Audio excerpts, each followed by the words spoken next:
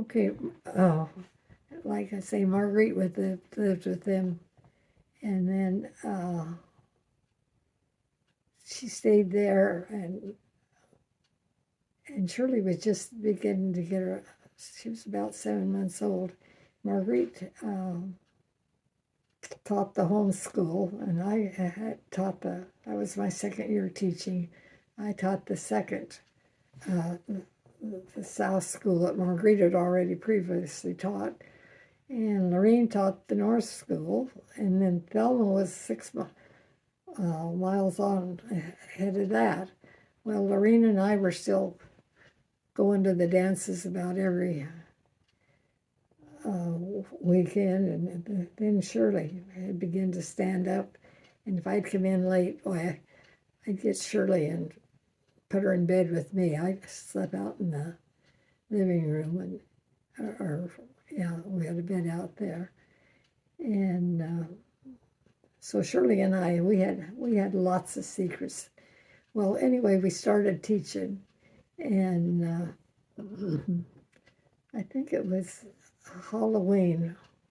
Why Marguerite and I, on the weekend, put cardboard over the basement windows and kind of fixed it as a haunted house. And Mother made some custard pies. And she brought her school, which she had I think she had 8 kids, and I had 7. That's what I'd had my first year.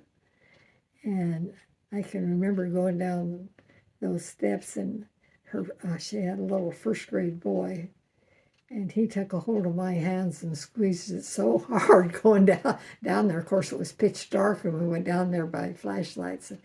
And then we went outdoors, and Mother had made custard pies, and those kids, we blindfolded them, and they fed each other custard pies. And what a they had fun. But what a mess! I don't know what the folks thought when they got home.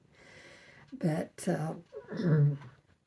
anyhow, it must have been shortly after Christmas.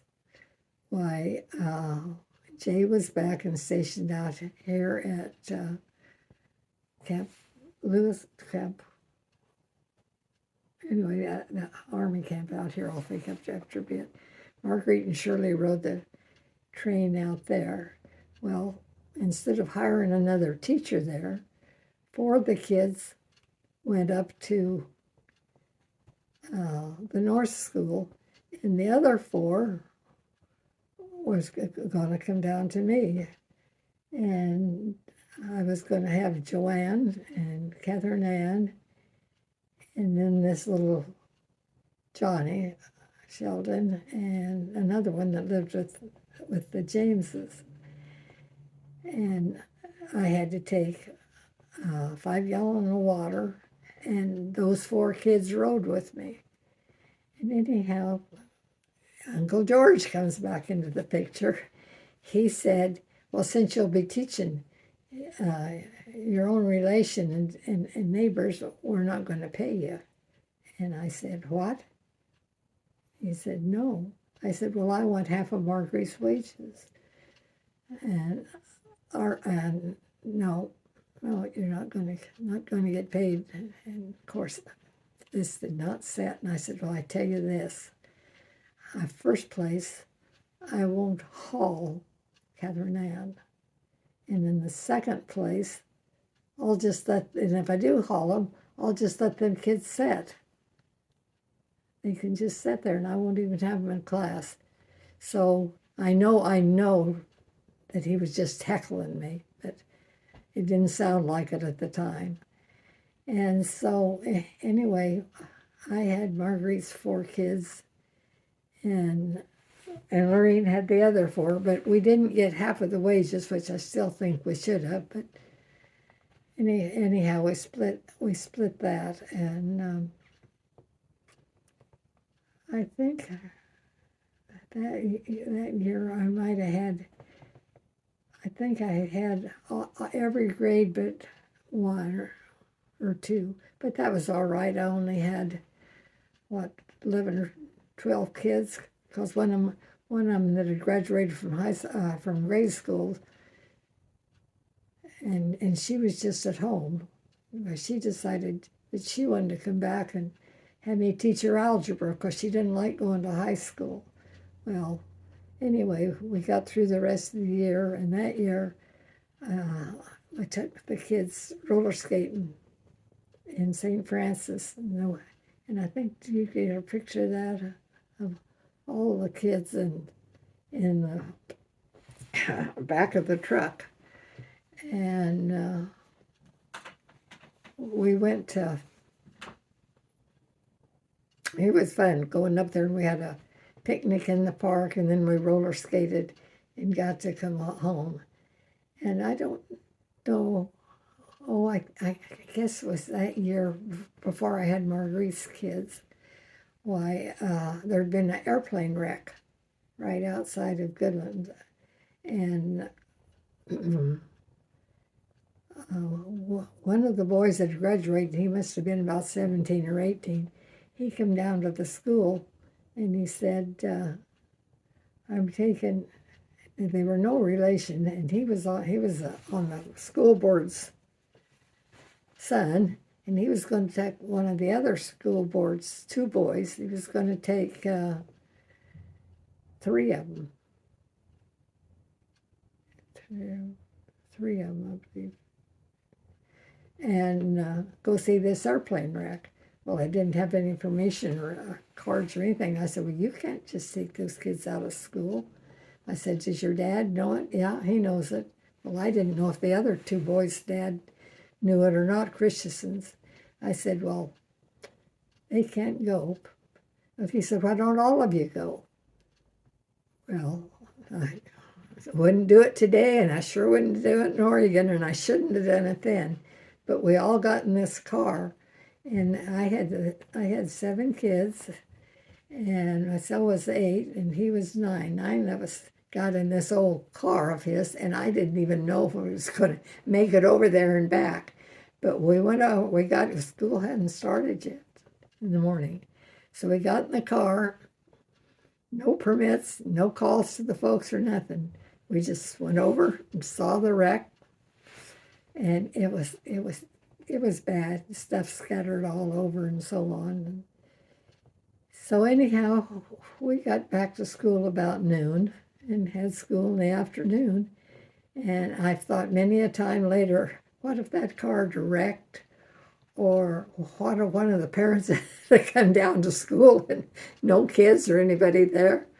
But nothing ever came of it. So I got away with that all right.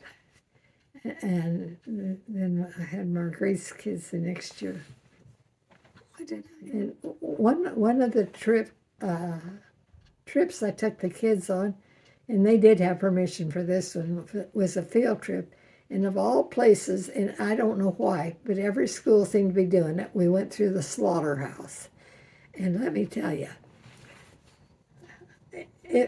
if you hadn't been born and raised on a farm, it would have been pretty gross, what some of the stuff they showed us.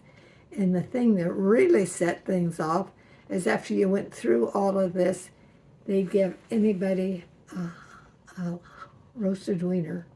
Well, some of the kids could eat it and some of the kids couldn't. I didn't eat it, not that it had bothered me, but they all got a hot dog, and we had 2 or 3 parents go with us on that, and we took this field trip both years, same kids, but we went both times. Well, this year, after Christmas sometime, why, one of the fellows that, well, he was one that was with, when we went to the party in the summer and left Joanne, he was one of them, and he'd been in the Navy, and he came back by, and he came out and come over and visit school in uniform, and he was in his uniform. So he visited school, and when he came, the last period, but the kids loved to do geography matches or math on the board races. So that's what we done. The last thing, I kind of made up my mind. I'm not going to go ahead and have class while he's here. So anyway, school was out, and I'm sure that's the first thing the kids told when they got home was there's a sailor at school today. Well, most of them probably knew him anyhow. And so we went to the show that night. Well, earlier in the year, somebody, I'm not going into details, but somehow Kenny thought that I was going to be married, and so we'd stopped writing, and he got out, and let's see, this was in 45, so he got out in